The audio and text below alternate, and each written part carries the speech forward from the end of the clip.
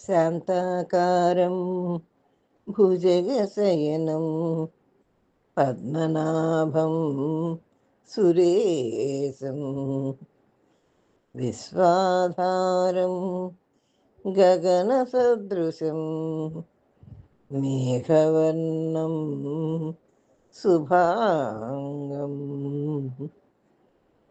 లక్ష్మీకాంతం కమలనయనం యోగిభిర్ధ్యానగమ్యం వందే విష్ణుం భవభయహరం సర్వలోకైకనాథం. తాత్పర్యం: శాంతాకారం, శాంతమే ఆకారమైనవాడు. భుజగశయనం, పాము పడగగా కలవాడు.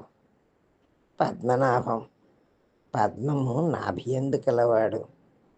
సురేశం, దేవతలకి ప్రభువైనవాడు. విశ్వాధారం, ప్రపంచమునకు ఆధారమైనవాడు. గగన సదృశం, ఆకాశముని పోలినవాడు.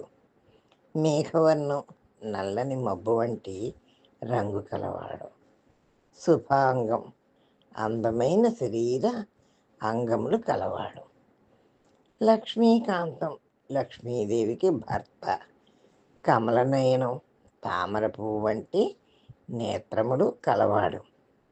యోగి విజ్ఞాన గమ్యం, యోగుల హృదయమునకు గమ్యమైనవాడు. వందే విష్ణు, విష్ణువుని నమస్కరిస్తున్నాను.